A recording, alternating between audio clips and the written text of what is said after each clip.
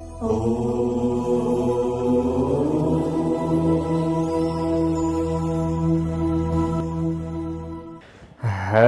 ओं वन्दे देव उमापतिं सुरगुरुं वन्दे जगत्कारणं वन्दे पन्नकभूषणं मृगधरं वन्दे पशूनां पतिं वन्दे सूर्यशशाङ्कवन्दिनयनं वन्दे मुकुन्दप्रियं वन्दे भक्तजनाश्रयं च वरदं वन्दे शिवं शङ्करं। जय श्री हरि। ओम नमः शिवाय।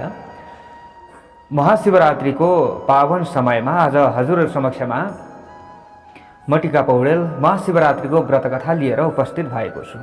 पूरा हजुरहरूले श्रवण गरेर अवश्य पनि आफ्नो जीवनलाई धन्य बनाउनुहोला। नैमिषारण्यमा यज्ञ गर्ने इच्छाले भेला हुनुभएका शौनकादि 88,000 ऋषिहरूका माझमा सुतजी आउनुहुन्छ। त्यहाँ आइपुग्नुहुन्छ सुतजी, जहाँ शौनकादि 88,000 ऋषिहरूले लामो समयसम्म यज्ञ गर्ने इच्छाले उपस्थित हुनुभएको थियो र यज्ञ उहाँहरूले प्रारम्भ गरिराख्नु भएको थियो। त्यही समयमा सुतजी त्यहाँ आइपुगिसकेपछि शौनकादि 88,000 ऋषिहरूले हतार हतार उठेर स्वागत गर्नुभयो र अलगो शुद्ध आसनमा राख्नुभयो सुतजीलाई र महाशिवरात्रिको महिमा सुन्ने इच्छा गर्नुभयो शौनकादि 88,000 ऋषिहरूले। यसरी इच्छा गरिसकेपछि सुतजीले शौनकादि 88,000 ऋषिहरूलाई भन्नुहुन्छ, सकारणमशेषस्य जगतः सर्वदा शिवः गोब्राह्मण नृपाणां च शिवं भवतु सर्वदा। हे शौनकादि ऋषीश्वर हो, भगवती पार्वतीलाई भगवान भोले बाबाले श्री महादेवजीले बताउनु भएको भनेर मेरा गुरु वेदव्यास जीले जुन महिमा बताउनु भएको छ महाशिवरात्रिको बारेमा, त्यही महिमा म तपाईहरुलाई श्रवण गराउँदैछु। जुन महिमा, जुन व्रतकथा मात्र श्रवणले पनि मनुष्यको मुक्ति हुन्छ। भगवान श्री महादेव प्रसन्न बन्नुहुन्छ, भगवान भोले बाबाको असीम कृपा मिल्नेछ। त्यही कथा, त्यही प्रसंग म तपाईहरुलाई श्रवण गराउँदैछु भनेर सुतजीले शौनकादि 88,000 ऋषिहरूलाई भन्दै हुनुहुन्छ। कुनै एक समयमा पार्वतीजीले भगवान शिव शङ्करसँग सोध्नुभयो, स्वामी यस्तो कुन चाहिँ श्रेष्ठ तथा सरल व्रत पूजन छ जुन व्रत गर्नाले तपाईलाई छोटो समयमा छिटै प्रसन्न बनाउन सकिन्छ? यदि व्रत लिन असमर्थ भए तपाई छिटो प्रसन्न हुनेवाला व्रत कथा कुन छ जुन व्रत कथाको श्रवण मात्रले मृत्यु लोकका प्राणीले तपाईको कृपा सजिलै प्राप्त गर्दछन् र मनुष्यले सुख शान्ति पाउँदै विस्तारै समृद्धशाली बन्दै जान्छन्, सन्तान सुख हुन्छ, सम्पूर्ण कामना प्राप्ति हुने व्रत कथा भन्नुहोस्। यति पार्वतीजीले भनेको सुनि सदाशिव उनै भगवान भोले बाबाले यसो विचार गर्नुभयो, ओहो हो त, सम्पूर्ण प्राणी कलिजुगमा त घोर पापी हुनेछन्, यमको यातना खानेछन्। यो सम्झेर भगवान भोले बाबाको हृदय करुणाले भरियो, आँखाबाट आँसुका धारा बग्न लागे।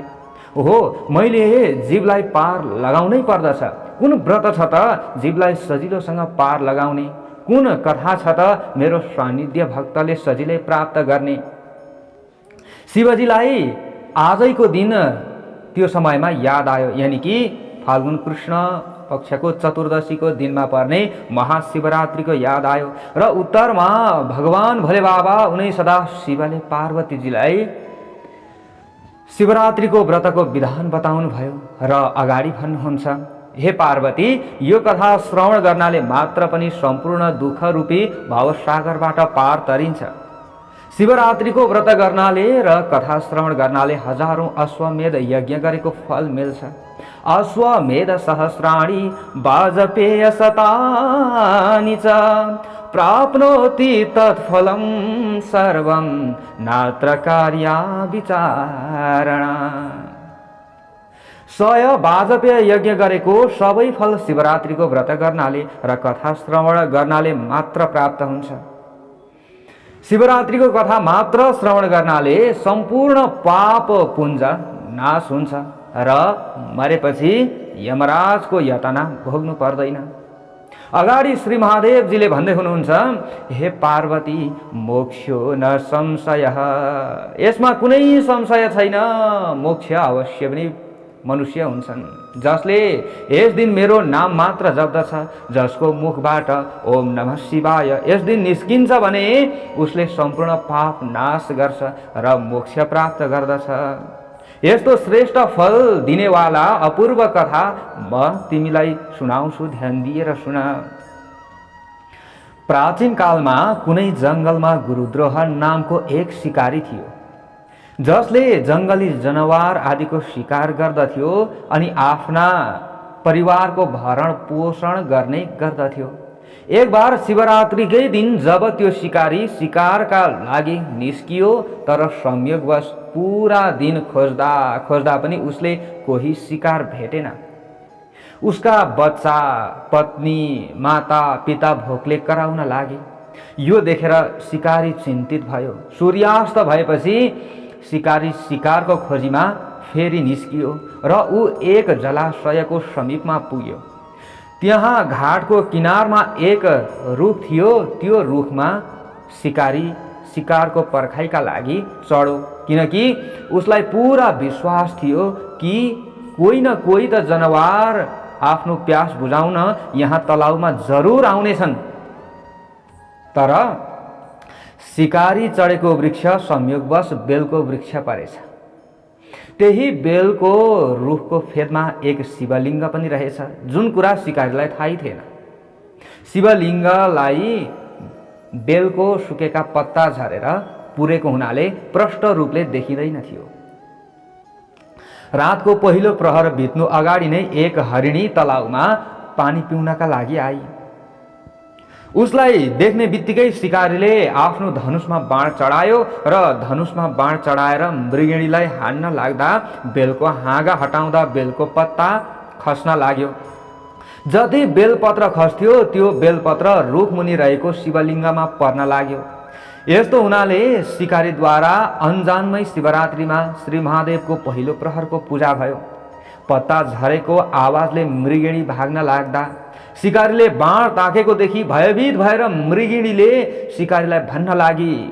हेर्नुहोस्, त्यतिखेरको समयमा जनावरको बोली मनुष्यले बुझ्थे, मनुष्यको बोली जनावरले बुझ्थे। हेर्नुहोस्, अहिले पनि काग काग काग भनेर कागलाई बटुल्ने धेरै कला भएका व्यक्तिहरू हामीले देखेका छौँ।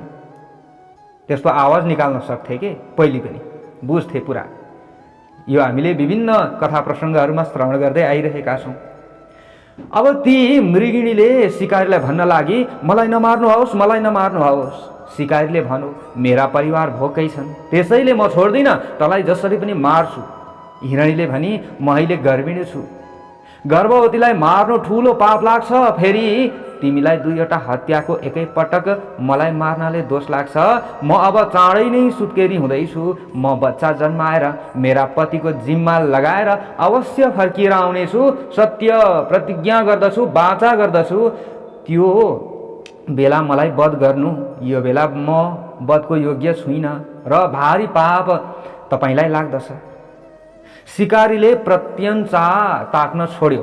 त्यति सुनिसकेपछि शिकारीले सोच्यो, सत्यमा नै धरती अडिएको छ, समुद्र पनि आफ्नो मर्यादामा रहेको छ, सत्यले नै वायु बहन्छ, सत्यले नै सूर्य चन्द्र रहेको छ। यो सोचेर क्रूर भए पनि शिकारीले त्यो मृगिणीलाई दया गरेर छिटो आउनु नि भनेर जान दियो। केही बेरपछि एक मृग पोथी तलाउमा पानी पिउन आई। हेर्नुहोस् है, शिकारी अत्यन्त प्रसन्न भयो। ओहो, बल्ल अर्को शिकार आयो। प्रसन्नताको ठेगानै रहेन। शिकारीले बेलको हाँगा पन्साउँदै तुरुन्त बाण धनुषमा चढायो। यसो गर्दा फेरि बेलपत्र झरेर शिवलिङ्गमा पर्यो। यस प्रकार शिकारीद्वारा शिवजीको दोस्रो प्रहरको पनि पूजा भयो। यो शिकारीलाई केही थाहा छैन। फेरि बाण हान्न लाग्दा पोथी मृगले देखी र फेरि बिन्ती गर्न लागि, हे शिकारी दाई, म केही समय पहिले मात्र ऋतुबाट निवृत्त भएकी छु, कामातुर भएर मेरा पतिलाई खोजेर हिँडिरहेकी छु। मलाई अहिले नमार्नुहोस्, म पतिलाई भेटाएर काम शान्त पारेर आउनेछु। सत्य वाचा गर्दछु अनि मलाई मार्नु। शिकारीलाई बिस्तार बिस्तार शिव कृपा भइरहेको थियो कि उसले अन्जानमै शिवरात्रिको दिनमा भगवान भोले बाबाको पूजा गरिरहेको थियो। अब ऊ भित्र करुणा पलाउन लाग्यो। हेर्नुहोस् है, उसलाई पनि शिकारीले छोडिदियो। शिकारी चिन्तामा डुब्न लाग्यो। अरूलाई करुणा देखाउँदा देखाउँदै मेरो परिवारको रक्षा अब कसले गर्छ? अब उसले त्यो मृगलाई छोडिसकेपछि रिसले चुरमुरियो। अब चाहिँ म जे आए पनि छोड्दिन। यति बेलै अर्की एक मृगिणी आफ्ना 2 सन्तानका साथमा त्यहाँ आई। यो देखेर शिकारी अत्यन्त फेरि प्रसन्न भयो र तुरुन्त धनुषमा प्रत्यञ्च चढायो र बेलका हाँगा पन्साउन लाग्यो। फेरि बेलपत्र झरेर शिवलिङ्गमा पर्यो अनि शिकारीद्वारा अन्जानमा तेस्रो प्रहरको पनि पूजा भयो। शिकारीले बाण ताकेको देखेर थर काँप्दै डरले मृगिणीले विनम्र भावले भन्न लागि, हे शिकारी, मलाई अहिले नमार्नुहोस्। म यी बच्चालाई उनीहरूका पिता भएको ठाउँमा छोडेर जिम्मा लगाएर आउनेछु अनि मलाई मार। यो मेरो सत्य वाचा भयो। शिकारी पागल चाहिँ हाँस्न लाग्यो र भन्छ, आफ्नो अगाडि आएको शिकारलाई म कसरी छोडौँ? म मूर्ख जस्तो देखिन्छु कि? यो भन्दा पहिले मैले तिमीहरू जस्ताको कुरा सुनेर 2 पल्ट आफ्नो हातमा परेको शिकार पनि उम्काइसकेको छु। मेरा पनि बालबच्चाहरू भोकले तडपिरहेका छन्। म चाहिँ पागल जस्तो शिकार छोड्दै बसेको छु। अब म छोड्दिनँ। मृगिणीले फेरि भनी, हे शिकारी, जसरी तिमीलाई आफ्ना बालबच्चाको चिन्ता छ नि, त्यसरी नै मलाई पनि यी सासाना मेरा बच्चाको चिन्ता छ। केही बेरका लागि मलाई जीवनदान देऊ। यी बच्चालाई म उनीहरूका पिता सामु जिम्मा लगाएर तुरुन्तै आउनेछु।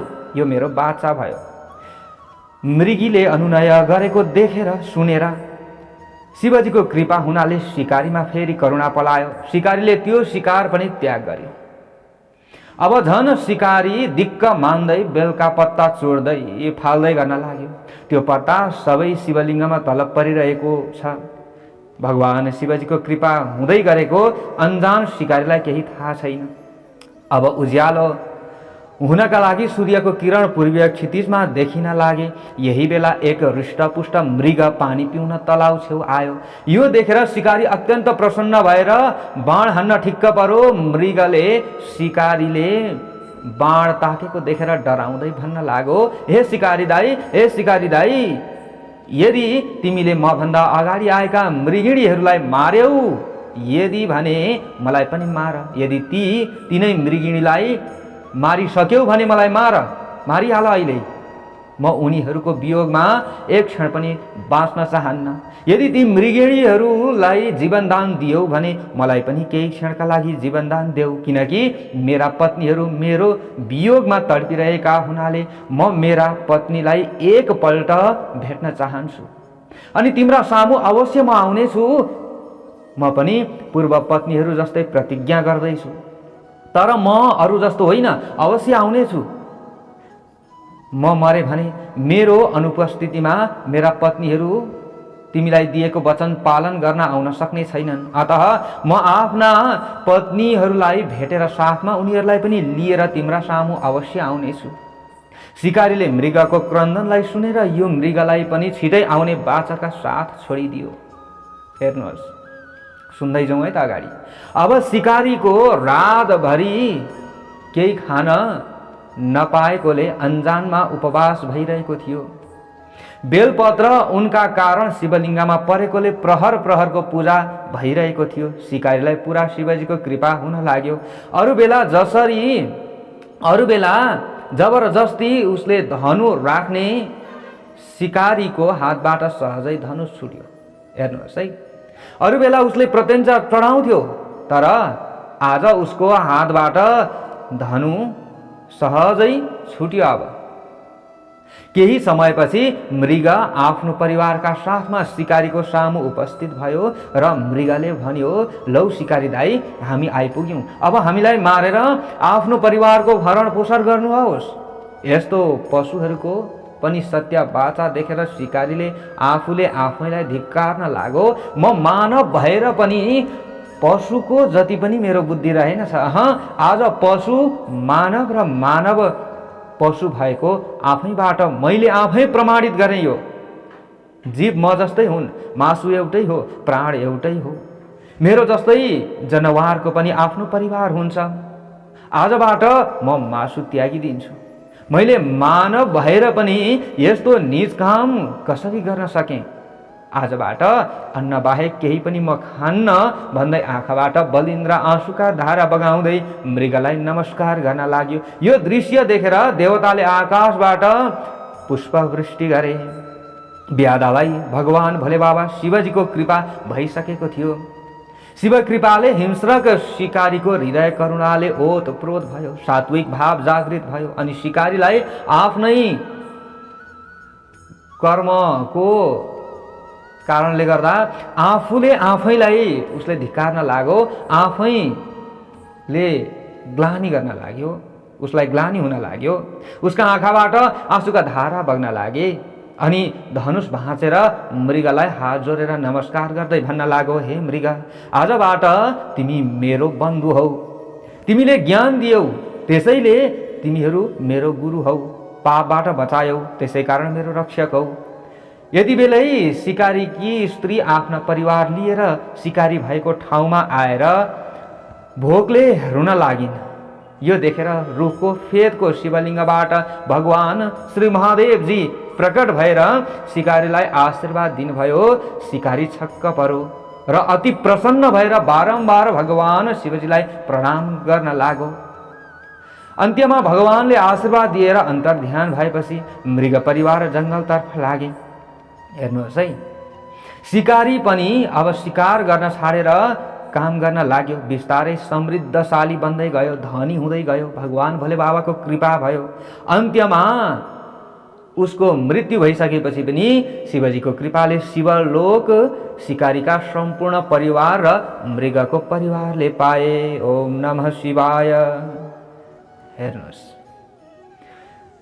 यसरी शिकारीको अत्यन्त महत्त्वपूर्ण जुन कथा छ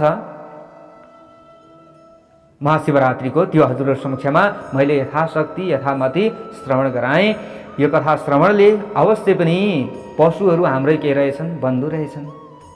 हामीले उनीहरूको हत्या गर्न हुँदैन, हामी संरक्षक हौँ, भक्षक होइनौँ भन्ने कुराको बोध गराउँछ। संक्षिप्तमा हामीले यसबाट, यो कथाबाट यो बुझ्न सक्दछौँ र यही सोच लिएर हामी अगाडि बढियो भने अवश्य भगवानको कृपा हामीलाई हुने नै छ। महाशिवरात्रिको सम्पूर्णमा हार्दिक मङ्गलमय शुभकामना। भगवानको कृपा रहोस्। कथा श्रवणले हामी सबैमा ज्ञान उत्पन्न होस्, यही कामनाका साथ म टिका पौडेल बिदा चाहन्छु। जय श्री हरि, जय श्री राधे। ओम नमः शिवाय।